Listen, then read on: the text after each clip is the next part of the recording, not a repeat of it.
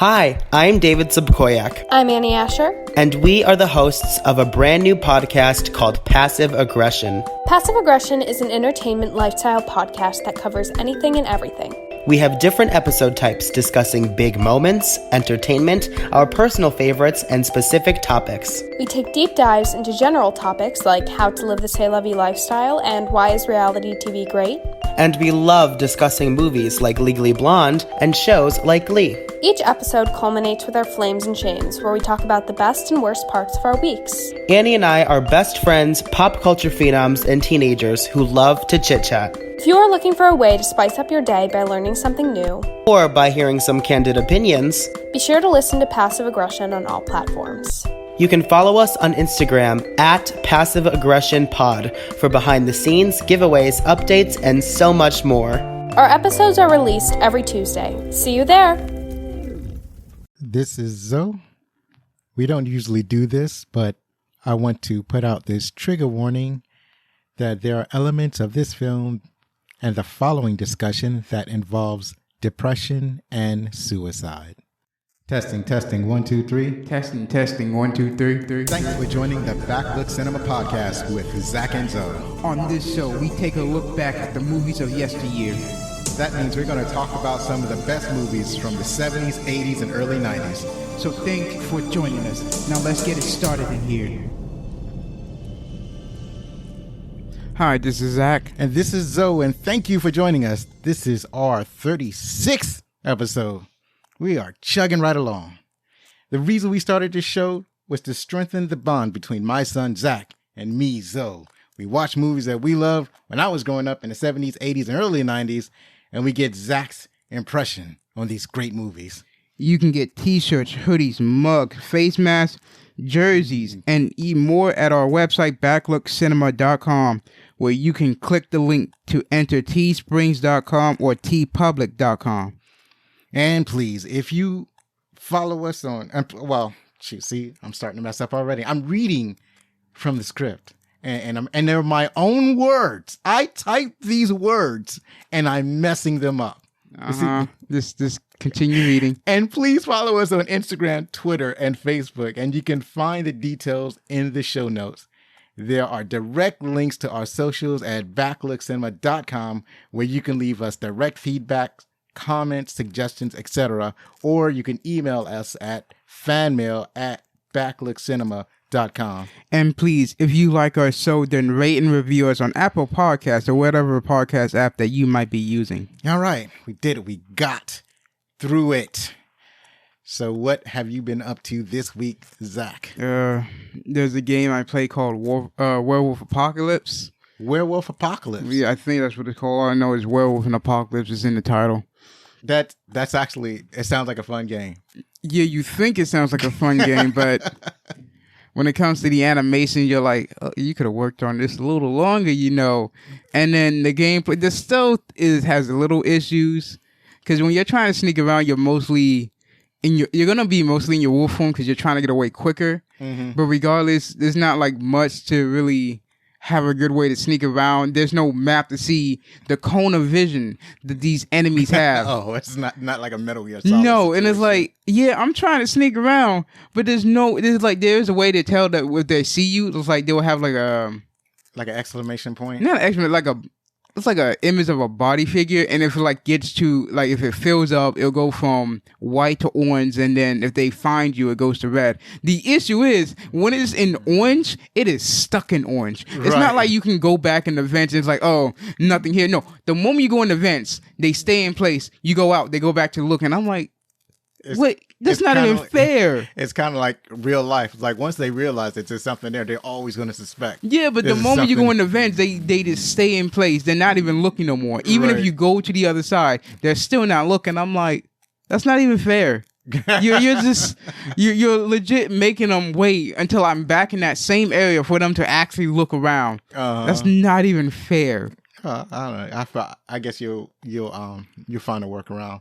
I do. It's like, oh well, might as well fight them then. Because you got your little wolf form, then you got your big werewolf form. I'm like, okay, right. Well, whatever, fine. The last stealth game I played was it was one of the what is it called? I can't remember the name of the game now. It was one of those Nazi games. It's a Nazi Wolfenstein. I'm about to say Wolfenstein. Yeah. So I still have that downloaded. So I don't even remember because they have stealth elements in that game. Yeah, they have stealth elements. So I don't remember if they had like a cone or anything like that. But I do remember a lot of sneaking around. It's like, I understand Metal Gear Solid was one of those games that had a cone vision. Right. But I'm pretty sure you can all have cone visions in your game. No, you gotta figure this out like real life. No, it's a game. I need a map and cone vision so I know that, okay, I can go this way, sneak around. No, instead it's like, oh yeah, no. Right. You don't get that many options to sneak around. Right. It's either you fight or you sneak. Right. Yeah. Well, there are some. I think Assassin's Creed, they also had stealth elements, but it wasn't as like in that game. There's no. At least in Assassin's Creed, they may not be a cone, but at least there's a way to know when they're looking or where they're at. Right. Yeah, I was about to say there's no cone in Assassin's Creed. So also, and there's a way to hide a body in this game. If you assassinate someone, you can't even drag the body. Yeah, nobody's there in broad daylight. I'm like, also, what was that? Oh shit, I can't remember. I think it was called 1816 something or other. Yeah, I know you're talking about where that spy game where it's in first person. First person. Are you talking about the one on the PlayStation 1 game? It's PlayStation 4. Are you sure? It's kind of a short game. I forgot what it was called, but anyway, it'll probably come to me as I'm driving you to work. So it's a game where it's like in the 1800s, right? And it has like yeah. See, I know what you're talking about. Yeah, your steampunk element. You're hunting down werewolves. Well, there are werewolves and vampires in the game, but it's mostly you're trying to stop this conspiracy, right? Because you're an agent of this organization that I think they deal with the supernatural. I can't remember, but I mean, they're very old people. Right. But the thing is, they're keeping alive by using whatever they're using to stay alive. I can't even remember. But what happens is that it's first person and stealth is like the main way of getting around. And so I don't remember if that had cones either, but they did have like a bunch of weapons that you could take people out. I don't think you got the high bodies in that game either, but that was a real fun game. They had made a sequel and then they made not a mini game, but like a short version of the game. I think I can't. My memory is dead. But you know what I'm talking about. But anyway, I do love stealth games. Stealth games are fun. Yeah, it's only fun when you can hide the bodies. If you can't hide the bodies, it's pointless. It's not even a stealth game. So you saw what I got yesterday. Yeah, I got that. You got a flight stick. Yeah, I got a flight stick. I didn't know they even made flight sticks for PlayStation 4 because I had gotten that Star Wars game. Listen, if they make drive sticks for PS4, they're gonna make a flight stick for the PS4. Yeah, and that's what I thought. But like when I first bought the Star Wars, it's called Rogue Squadron. No, it's not Rogue Squadron. Anyway, you guys know what the flight simulator, the Star Wars came out last year. You know what I'm talking about. So anyways, when I bought that game, I had looked for a flight stick, something lesser expensive. Something that was compatible or whatever. And I couldn't find it originally. And then there was another game came out called Rebel Outlaws, something or other. And I was looking for a flight stick specifically to play that game also. And I was considering whether I should buy it for the PC and just play it on the PC, or if I should download it on PlayStation and just use the regular controllers on PlayStation. And I was like, well, and I put it off. I didn't buy it. So because it looks really good. But I couldn't decide whether to buy it for PC or PlayStation. One thing about the PC version, when you get your ship, you can personalize your ship. You can put your own decals and designs on the ship. You can't do that in PlayStation. And that kind of personalization is really appealing to me. So I put it off. And then just the other day, I was at Best Buy, and it just so happened to see a whole ton of flight sticks for PlayStation 4. And I was like, this is mine. I'm buying it. So you saw me messing with that yesterday. Yeah. It makes the game a little bit easier, but I still am not good at that game. I don't think I would be good at any game where I'm doing that, where it's a flight simulator. And I can't figure out why, actually. Maybe the controls are too loose, so I'm trying to tighten up the controls. I need to figure out the settings that work for me. So that's all I've been doing. I'm still reading that book from Donna Needham, My Days with the Dark Muse, and listening to podcasts. So I want to give a shout out to some of the podcasts, but first I want to read this letter that was sent by somebody who listened to our show. It said in part, I'm not going to read the whole letter because it kind of goes on, but it said in part, love the Last Dragon discussion. I can tell you are as passionate about that movie as I am. It was great to hear your kids talk about their reaction.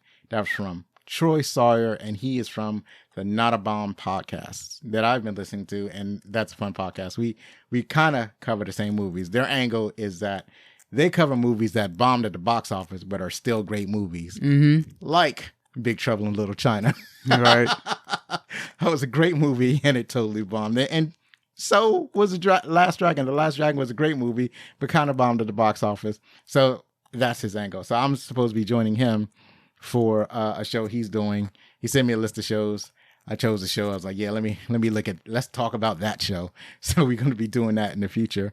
I also want to send a shout out to the Film Effect podcast, Silver Screeners, Cask and Crow, the VHS Files, the Final Draft, Film Seizures, and recent guest Donna Needham of the Better Two podcast. I've been listening to all of those shows.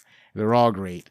I've been placing some of my older shows with these shows because I guess I'm doing a deep dive into cinema podcasts. I mean, I just like the podcasts that are similar to our shows. So, Zach, what did we look at yesterday? Lethal Weapon. Lethal Weapon. Because I'm getting too old for this shit. Martin Riggs is an LA cop with suicidal tendencies. Okay, tendencies, and Roger Murtough is the unlucky police officer who with whom Riggs is assigned. Together, they uncover a huge drug smuggling operation, and as their success rate grows, so does their friendship.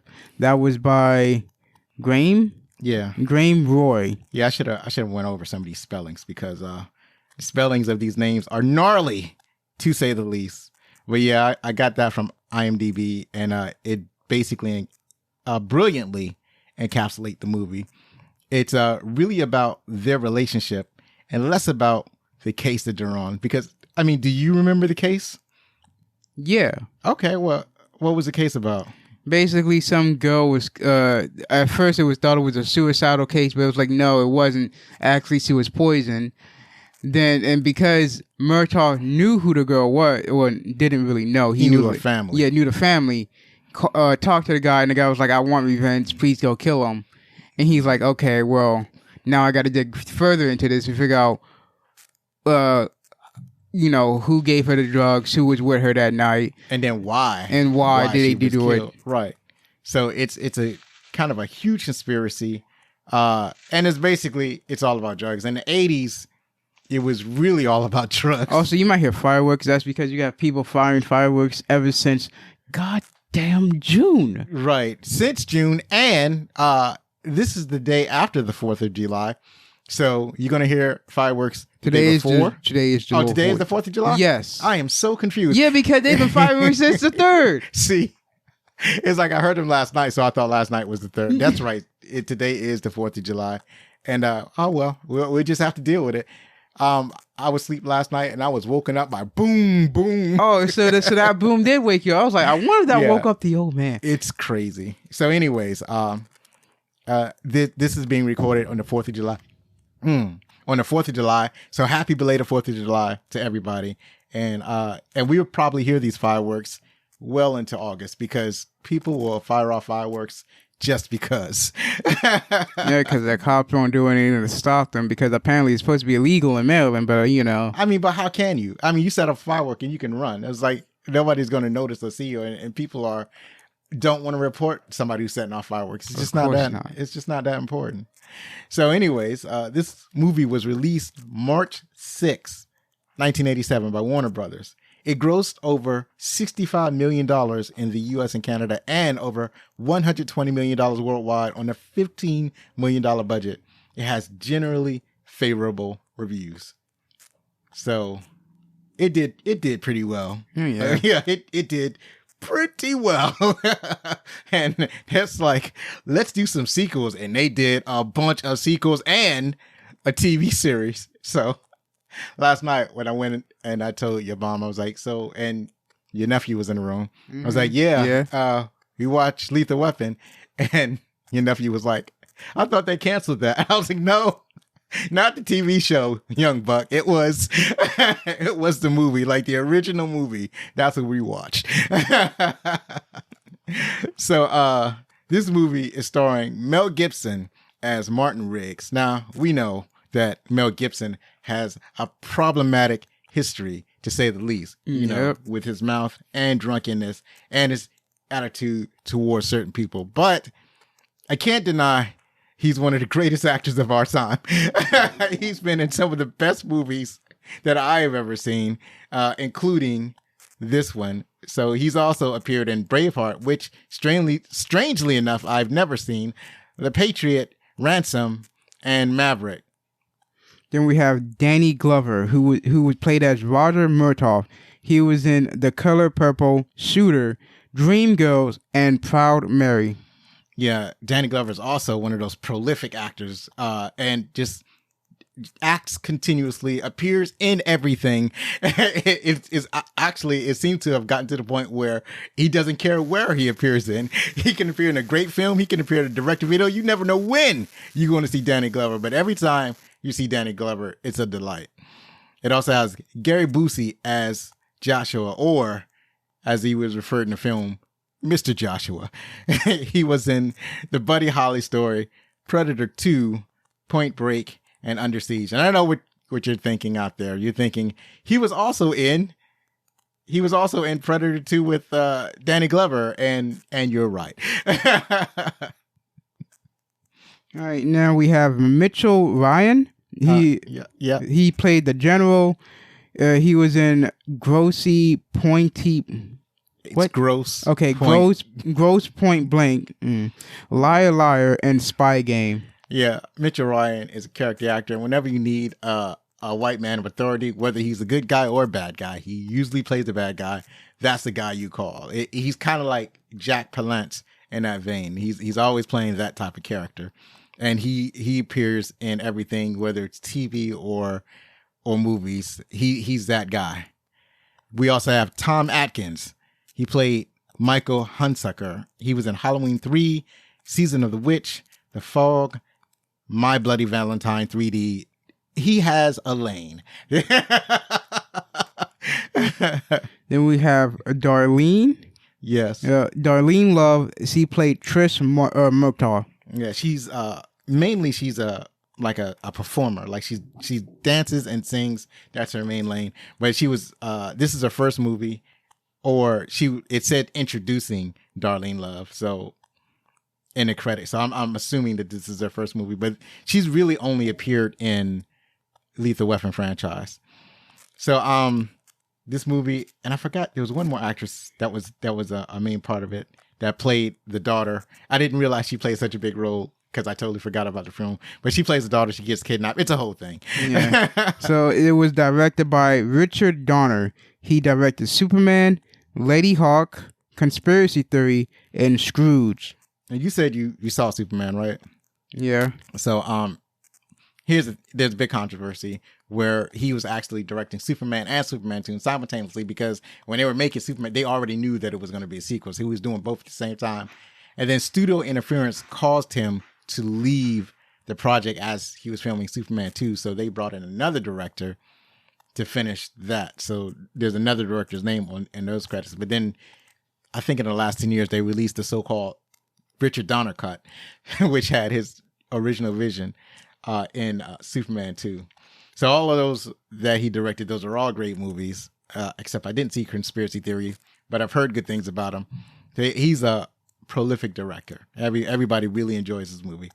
So this movie was written by Shane Black and Jeffrey Boehm, who's uncredited. Jeffrey Boehm's uncredited in this movie. And Black has written The Nice Guys, Kiss Kiss Bang Bang, and Iron Man 3. And Boehm has written Indiana Jones and the Last Crusade, Dead Zone, and The Phantom. The Phantom being that is based off a comic book character called the Phantom, the Ghost Who Walks. Music by Eric Clapton and Michael Kamen, I think. Yeah, Kamen. Do you know who Eric Clapton is? No. Read on, young man. Horrible. Clapton, famous recording artist known for his acclaimed albums Eric Clapton, Money and Cigarettes, Journeyman, and many more. He worked on many films and TV projects. Carmen made music for First Daughter, Open Range, and X-Men. Right. So I'm not exactly sure how they blended together, but I didn't realize that Eric Clapton had made music for film scores as well as putting out the fire albums that he's put out over the decades. So the producers of this movie was Richard Donner, Jenny Lou Tugend, and Joel Silver. So that's it for the main breakdown of this movie. Yep. We're going to take a short break and we'll be right back to talk about our favorite parts of the movie, some movie trivia, and find out what some of the critics thought. Travel season is once again upon us. You want to go to beautiful vistas. You want to go and visit marvelously different cultures. You want to stay at the most fabulously luxurious hotels. You want to dine on the finest local cuisines. You want to be greeted with friendship and love. Most importantly, you want to get away from it all. After years of isolation, Wakanda has opened, and the people of Wakanda will make all of this available to you. Visit Wakanda for an experience that will live with you forever. Wakanda forever!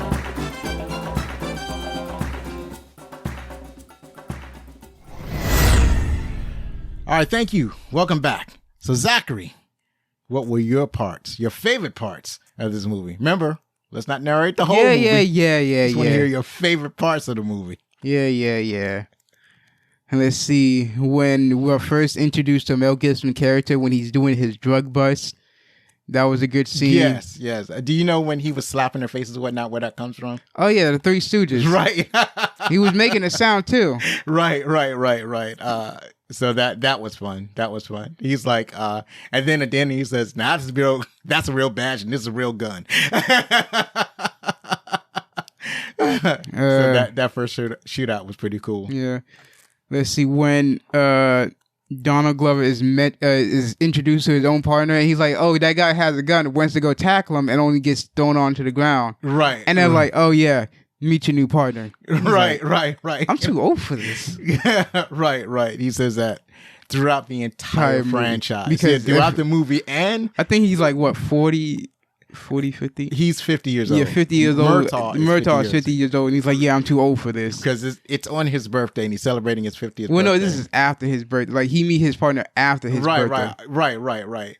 But here's the thing. On his birthday, here's the part that kind of bothered me. I never totally missed it when I first watched the movie. Like, it didn't bother me or didn't raise any alarms. When he was in the bathroom. When he was in the bathroom. Oh, yeah. He's and in the his bathroom. whole family birthday, his kids, his like grown teenage daughter, the two little ones, his wife, they burst in with a giant birthday cake and he blows out the candles. But he's in a tub. There are no bubbles to hide his. I mean, there are some bubbles. There's barely any bubbles in there to hide his twigs and berries.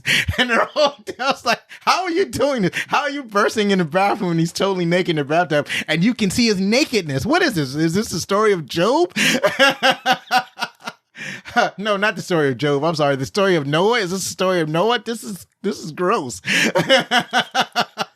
Yeah, I was like, and that bothered me for a while. I was there watching the movie, still thinking about how his whole family burst in while he was naked in the bathtub. I mean, one thing that did bother me was how the daughter was looking at Mel Gibson. I was like, are they going to really address this in the movie? Because it's like you're trying to make her as a love interest, and I don't like that because Mel Gibson's character is older than the daughter, both in real life and in the movie, so that's a little bothersome right there. Right. And it's like, oh yeah, they do address. And I was like, but still, why would you allow that? Because that happens in real life. You do get sometimes your daughter's attracted to your friend, your grown friend, and that's when you have to have a heart to talk, have a heart to heart talk. Like, no, you can't do that. You have to have a heart to heart talk with your daughter or your son, because it happens to sons too. Like, no, that person is off limits. Another scene that's good is when Murtough was like, all right, Riggs, go ahead, talk to the person that wants to jump off the building. He was like, okay, just don't do anything stupid. He's like, yeah, I won't do anything. And he proceeds to do something stupid by going near the guy. And yet he is talking calm to him, offering him some cigarettes, but then put handcuffs on him, and then throws the keys off, talking about, you want to jump? Well, every time if you jump, I go with you, and then you murder me, and then basically you're a murderer. Right. And he's like, well, then he's like, I don't even want to jump. Now he's like, what you want to jump, right? You want to jump? And then he proceeds to jump, and they both fall onto a It's basically a giant airbag. Yeah, a giant airbag, and it's like, all right, Riggs, I was like, you know what? I'm pretty sure you saw them, but at some point it made me feel like you didn't even look down to see if they was ready to have it all set up. I think it was already set up before you even went up. No, it wasn't. They didn't have it set up yet. But apparently, well, I don't think he was trying to kill himself. I think he knew. Yeah, I thought it was like he knew. He had to have known it was down there. He's like, he looked down, was like, all right, let's jump there. And then he's like, do you really wanna? Do you really wanna? And they're like, get this crazy maniac off of me. And then Riggs is like, all right, come here. Tell me, we need to talk. And he goes into a building that's being worked on because he tries to slam the door, but it doesn't work because all he does is swings open the opposite way. And I'm like, I understand you're mad and angry, but I'm surprised it's not a crowd looking in like, oh man, he's in trouble. Nah, I guess they're more concerned about the guy that had tried to commit suicide. But yeah, that was a great argument that they had in there. And then when Murtough challenges Riggs to kill himself, he's like, just use my gun. And he's like, he points at it, no, put it in your mouth. And then he actually starts to pull the trigger, and Murtough slams his hand between the hammer and basically the bullet, and it hits his hand instead of hitting the bullet and killing. And so he stopped Riggs from killing himself. But because the hammer hit his finger, he knew that Riggs really would have done it, because he was like, he just barely stopped him from doing it. I thought he didn't really fully pull the trigger. He just grabbed the gun. That's why the hammer hit his hand. I thought he grabbed the gun out of the hand before he pulled the trigger. I could have sworn that's what happened. No, he what happens is that because it's a revolver. Yeah. So the revolver has a hammer that you pull back and then pull the trigger. That's how that weapon works. So it's not really automatic. You have to pull the trigger back. You have to pull the hammer back every time, squeeze the trigger. So the hammer is already pulled back. When you squeeze the trigger, the hammer goes forward, hits the bullet, or the bullet has a gunpowder. Yeah. The gunpowder part of the bullet, and then shoots the round out. And then that's how that works. So what happened was Murtough slammed his hand between the hammer and the bullet. So the hammer hit his finger instead of hitting the bullet. Then he took the gun out of his hand. and it was in that moment that he realized that Riggs is suicidal and he will kill himself given the right triggers. So, I mean, it showed when in two scenes where the drug bust scene, he was telling the cops to shoot because he didn't care. Right. And when he was home alone, he used his special bullet that he had, and he was, contemplating on it. I was like, yeah, he's really suicidal. They just don't want to let other people know. Right. And that's and he was alone, and he gets, he's probably suffering from severe depression because of the loss of his wife. So he's, and so that basically put him in a bad spin. Yeah. Go ahead. Let's see, another good scene. I'm going to say the shooting range. When they're in the shooting range, Murtough and Riggs are doing their thing. And then, Murtough has, a few in the chest, a few in the head. Riggs, he's like, mostly in the head, definitely in the chest. Well, it's kind of the same, but Riggs has a much tighter shot group. Yeah. So the bullet holes are way closer together and they're almost neatly arranged in the target. And then Murtough, he hits the target in the right spaces, but it's like really spread out. And then when they show each other, he was like, you know what? Let me show you something. That was Murtaugh. Yeah, Murtough. He was like, let me show you something. Put up a new seat, had to go back at a good distance, fired one shot. brought it back. He's like, see, look at that. And then Riggs like, oh, yeah, I can do it was in the head. It was a headshot. It was a headshot. He's like, Riggs, I can do better. He didn't even actually say that. Yeah, he didn't say that. But okay, he put up his own sheet. But no, he didn't put up his own sheet. He used that's right. He used the same sheet. He used the same sheet. He used the same and sheet. He just moved it all the way forward, like all the way back in sniper range. Right, and he's using, what was it? I forgot what pistol he was. Basically a Beretta. Yeah, but it was still a pistol. Put it all the way back, aimed, shot 6 times, and then when he brought it back, it was a smiley face on it. Right. And then Murtough was like, "Are you kidding me?" Right. So he shot a smiley face around the bullet hole that Murtough shot. So Murtaugh's shot was like right in the center of the head. So that would be the nose. And then when Riggs shot, he shot the 2 eye holes, and then he shot like 4 or 5 holes for the mouth. So a smiley face. And Murtough just looking at like, this man has too much of a sharp eye. Jeez. Right. Yeah. So Murtough realizes what an incredible shot that Riggs is. Another good scene would be the torture scene when Riggs is tied up, water dripping on him, and then he sees Joshua and some other guy, and he's like, I don't know anything. Wait, before we go on, do you recognize the other guy? Joshua? No, the other guy? The guy that was doing the actual torture. No, I don't. He appears in a lot of movies, and I don't even know if that's his voice, because it's like, is that him speaking or is it being dubbed? Because I don't remember hearing him speak before. But you've seen him in the last movie we watched. Okay, I'm trying to figure out who he was in that. Remember the big fight scene in Big Trouble in Little China? Oh, he was on the red side then. I don't remember which side he was on. I'm pretty sure he was on the red side because I clearly remember there was a guy with long... Right, he has long hair. Yeah, he was on the red side. Right. He appears in a lot of movies. It's almost unexpectedly. So he never changes his look. So whenever you see an Asian guy with long hair, it's like, yeah, that's my dude. So go on with the torture. So yeah, he's getting tortured. He keeps telling them that he doesn't know anything. And the moment Joshua leaves, he goes ahead and kills that guy who was torturing him with the electric sponge. It's some kind of sponge car battery setup. Yeah, it's a sponge car battery setup. I know. Right, he kept... Because the whole point is like, while the person is wet, you use the sponge on them. So you don't Mel Gibson was also hanging from something. Yeah, he was also hanging, so that was another thing. Right. But then also, every time Joshua would touch him, and, Joshua also gets shocked too. And I'm like, why would you touch him knowing you giving him the shock treatment? He was pushing him back. Well, what happened was one time, he had touched him while he was being shot. Yeah, I'm like, and it did happen a couple of times. Like, can you just stop? I understand you're swinging him, but just stop. Right. And then Riggs kills the guy. Was able to escape. Goes to where Murtough because he's tied up with the general as he's getting tortured because he's telling them the same thing. He doesn't know anything. Right. Even though he kind of does because he was the one talking to his friend that got shot and killed. Right.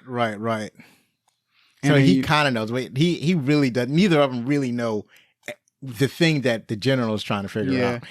And that's when Riggs comes in to save Murtough and his daughter because they're both there. Right. They had actually kidnapped the daughter earlier in the movie to get Murtough and Riggs to come to their location where they were captured.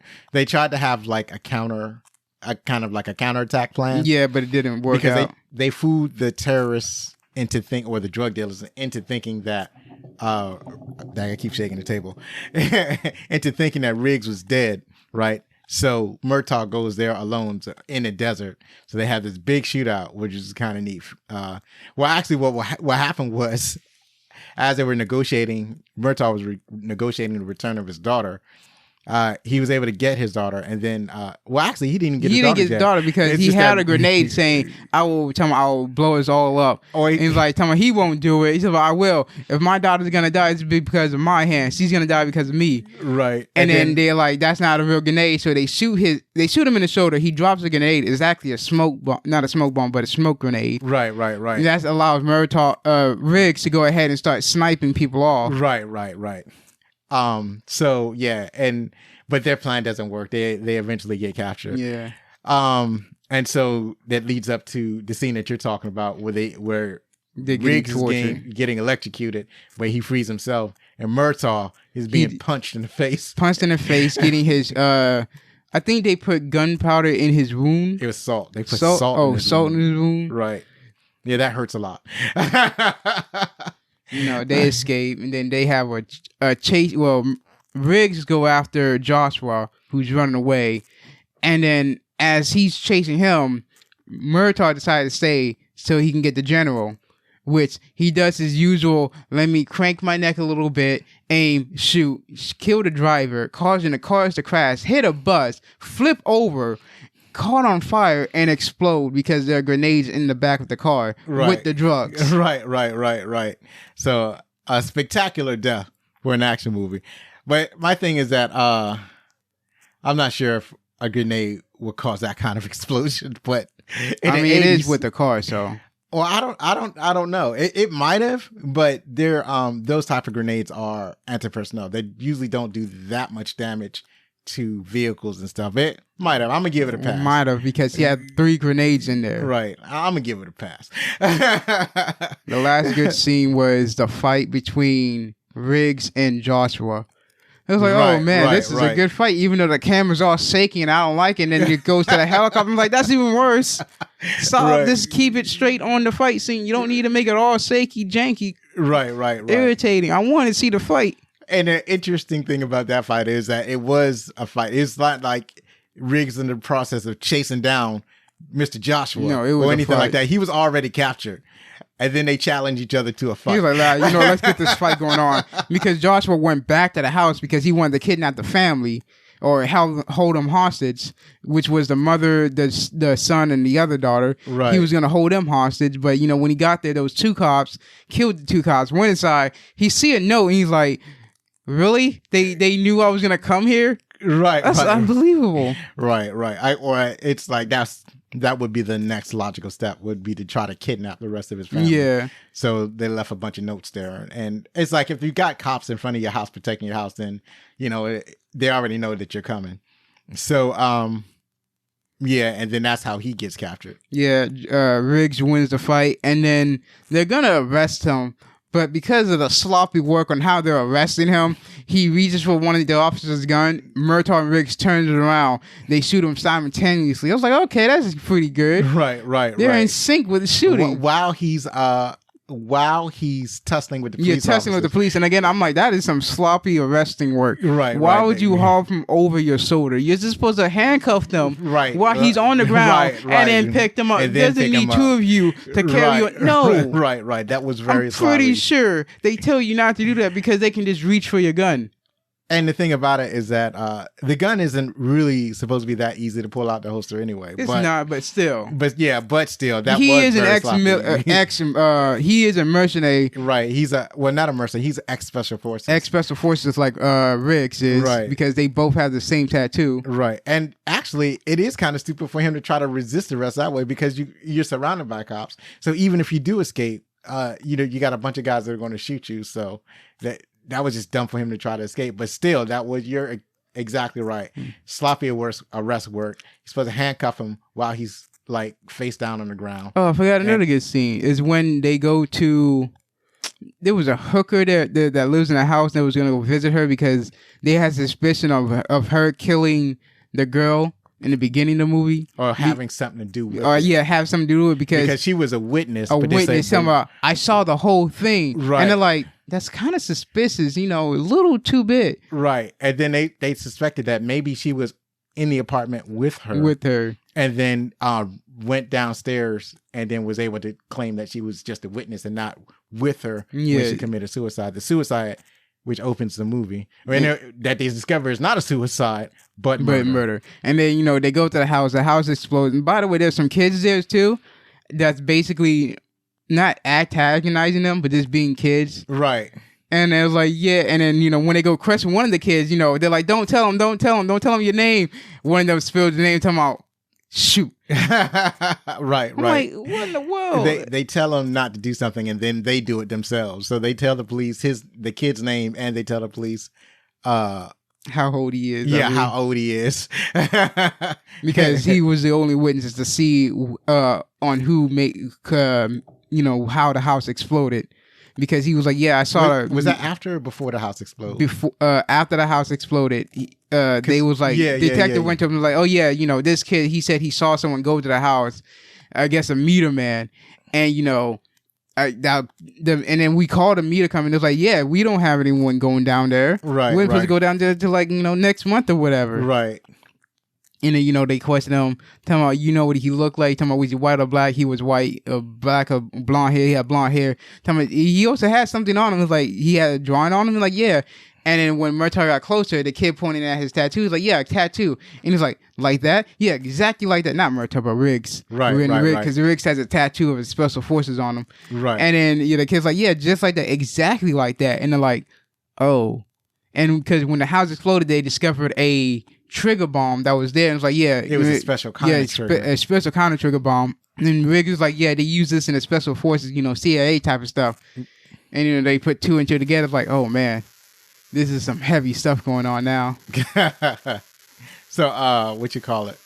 So, is that all you can think of for, as far as your favorite parts of the movie? Yeah.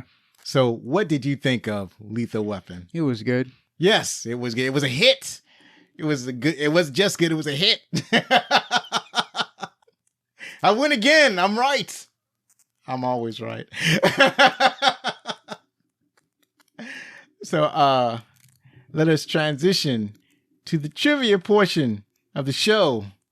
We get this from IMDb, as we get almost all of our information from IMDb. Zachary, start us off. Mel Gibson and Bruce Willis was considered for each other's roles in Lethal Weapon that came out in 1987 and Die Hard that came out in 1988.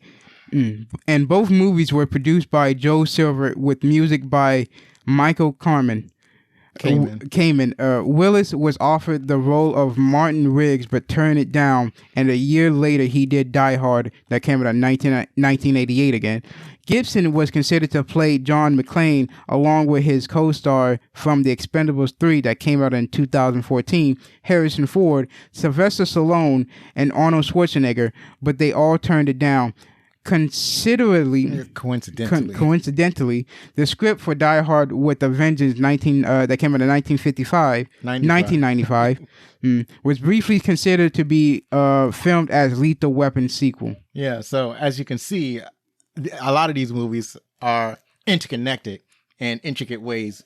Die Hard and Lethal Weapon could almost be in the same universe because they have so many things that were in common. A lot of them had the same directors or producers or whatever. So Jackie Swanson performed the high fall on her own, trained by legendary stuntman Dara Robinson. So that was a woman who jumped off in the beginning of the film. She jumped off the top of a large building. So also the stunt was done using an airbag covered with a life-size painting of the driveway and cars, which, like a foreground miniature, visually blends into the real scene. Thus, the editor was able to hold the shot until just as she makes contact with the airbag for greater realism. So obviously today they would use computers, but he had some dude painting the airbag to look exactly like real cars. So that's awesome. Let's see. First movie to show a modern cell phone. It was a portable Radio Shack model 171003, launched circa 1986, close to the filming dates of the movie.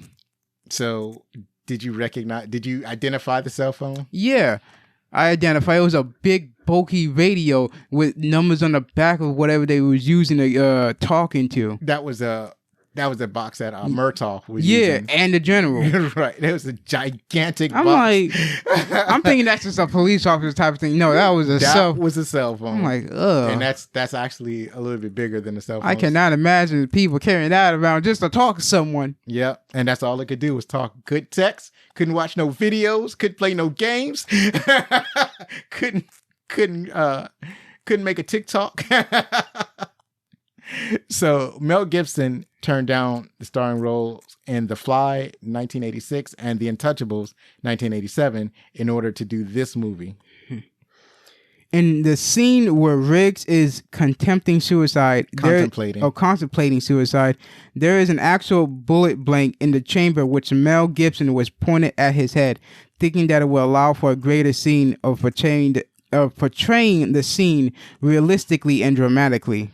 Yeah. I'm thinking to myself, that's unnecessary. Just act, okay? You don't have to endanger your life.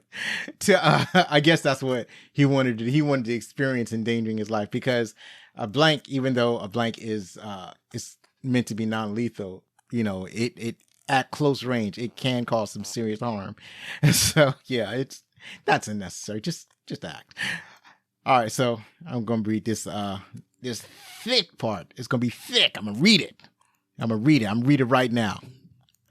From the early pre-production stages, Richard Donner wanted the final fight sequence to be unique, yet also to make a strong statement about the characters involved. Coincidentally, assistant director Willie Simmons had an avid interest in unusual forms of martial arts, and he invited several practitioners to the set to demonstrate for Donner. The result was hiring of 3 technical advisors, each a master of a particular martial arts style. Cedric Adams was the first expert brought in. Adams thought the best possible way to show just how lethal Riggs really is to show his mastery of a form of martial arts never before seen on the screen, said Donner. Adams taught the actors the movements of capoeira. A second technical advisor, Dennis Newsom, brought jailhouse rock to the fight sequence. So jailhouse rock is a type of fighting that they use in jail. So the third technical advisor was Rorian Gracie, who specialized in Brazilian Jiu-Jitsu.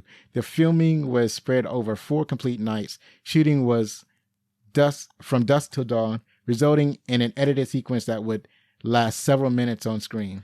Several minutes? You mean a janky camera action? Sure. Yeah. The rifle Riggs used in the desert is a $10,000 Heckler? Yeah. Heckler & Koch PSG-1 marksman rifle, made in then West Germany. At the time, it was only 2 specimens.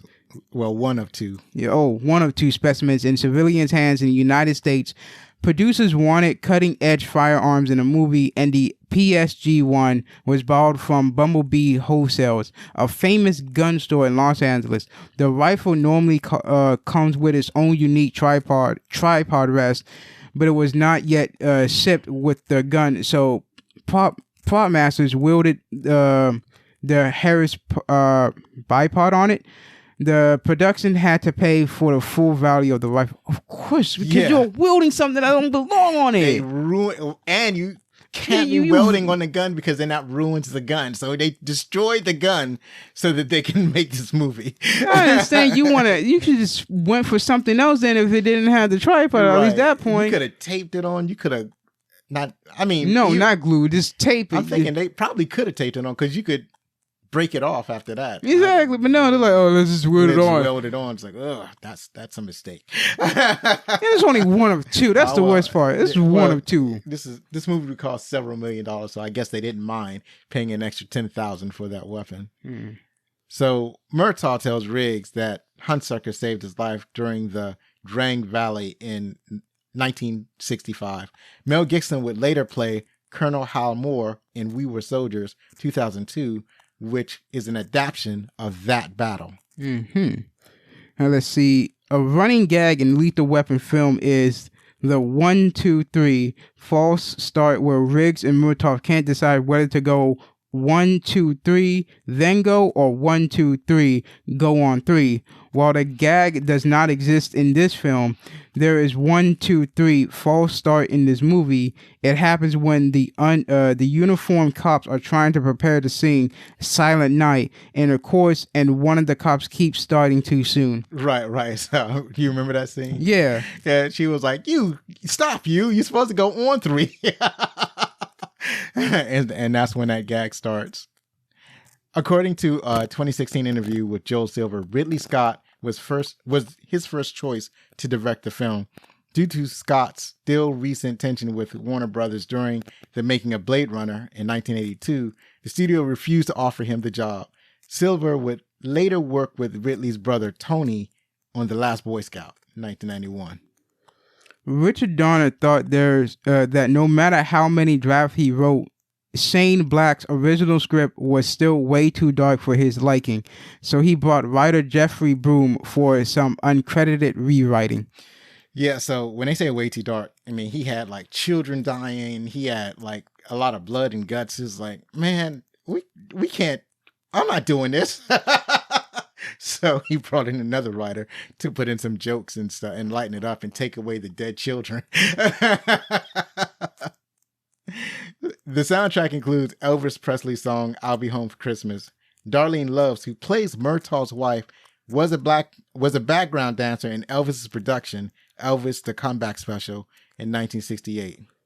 Donald Glover played against Gary Busey again in Predator 2 that came out in 1990, where Glover played a cop again and Gary Busey played an ex-Special Force soldier again. Right. Basically, a lot of actors end up playing the same roles over and over again. A clip in this movie is played on television in The Last Boy Scout in 1991. Not only are both movies written by Shane Black and produced by Joel Silver, but Damon Wayans from that film would play Roger Murtaugh on television, on the television series Lethal Weapon in 2016. And like I said, there's a lot of mixing and matching going along. So now, let us go over to see what the critics think. So, a lot of we get our critic reviews from Rotten Tomatoes, and we got a score from IMDb. So the critics gave it an 80%. Audience gave it 86% on Rotten Tomatoes, and on IMDb reviews has it at, I guess I put 7.6 out of 10. But yeah, 7.6 out of 10. Yeah, but you didn't put the dash. Yeah. I didn't quite edit this joint correctly. So, Rachel Wagner from rachelsreviews.net, she wrote, "My problem with Lethal Weapon is that it did not live up to the script or the action." Really? Come on, Rachel. You can do better. Gene Sisco from the Chicago Tribune, Gene Sisco, as I said, is a man of the people. He know what we're like. He's like the everyman. He wrote, "Gibson and Glover make a great team, and some of their early adventures are exciting, but the film runs out of gas as it turns into an extended chase sequence." Yeah, I don't know. Did you feel like it ran out of gas? I don't know. Matt Burnson from Creative Loafing. Yeah, I know, is considered an action classic and routinely pegged as one of the best buddy cop films, but it's always held just marginally appeal for me. Besides, compared it to Die Hard, and its classic status seems even more ludicrous. I can't agree with that. I mean, yeah, Die Hard was great, but this movie, Lethal Weapon, is still a classic. So, and it has way better. Well, I don't want to say it has better sequels than Die Hard. I don't want to say that. It's not true, but it's still a classic. Go ahead. Mike Massey's from Gone with the Twins, an enduring buddy film, brilliantly combining drama, comedy, adventure, bloodshed, machine gun showdown in the middle of a busy highway, and expensive property destruction. That's excessive. Oh, excessive. And that's how I feel about this movie. He wrote down what I was thinking. Mike Massey is like, you're a brother from another mother. So finally, Lethal Weapon is, as of this recording, available on HBO Max. The next episode is Kingpin. Once again, if you like this show, then please rate us, write a review on Podchaser, and share it with someone. Believe me, it matters. You got anything else, Zachary? No. Any other thoughts on Lethal Weapon? No. All right. Be safe, hug your loved ones, and be outstanding.